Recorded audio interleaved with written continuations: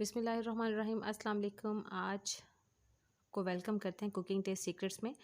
और साथ में स्पेशली हम बना रहे हैं आलू चना चाट।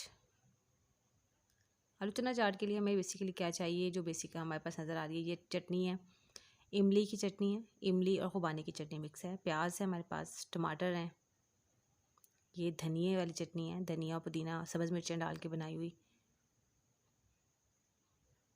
और बेसिकली जो मसाले थे ना हमारे पास, ये 4 अदद मसाले हैं। इसमें काली मिर्चें हैं, काला नमक है, चाट मसाला है और नमक है, सिंपल। दही हमें चाहिए, ये दही बड़ी हमारे पास।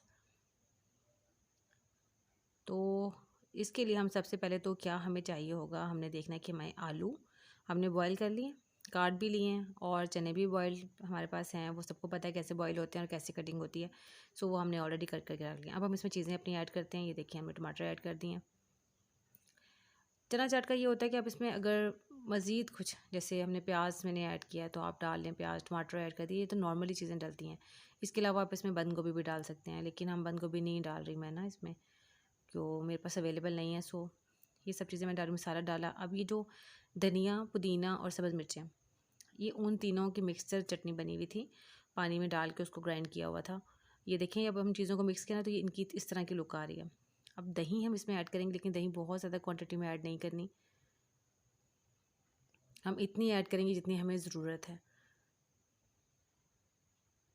ठीक है, जब हमने दही ऐड की तो ये इस तरह से इसकी लुक कैसी आ गई, जो कि बिल्कुल ठीक है, नॉर्मल है।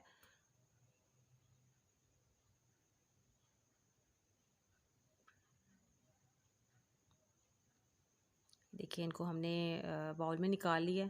और आप मज़ीद अगर आपको लगता है कि दही कम है तो थोड़ी सी और दही इस पर डाल लें। इसके ऊपर आप ये जो हमारे पास पड़ी हुई थी चटनी, मैंने थोड़ी सी रख ली थी कि इस पर गार्निशिंग के लिए एट द एंड डाल सकते हैं इसको। ये जी बाद में डलेगी इमली और खुबानी की चटनी है, बहुत मज़े की लगती है, खट्टी मीठी होती है। और हमें तो मज़ा ही नहीं आता इस तरह की चटनी के बगैर ये दही बड़े या आलू चना चाट वगैरह खाने का। तो हम लाजमी ये चीज़ें यूज़ करते हैं। आई थिंक सो मैंने ये इसकी रेसिपी भी आपके साथ शेयर की हुई है, तो आप इसको बना भी सकते हैं।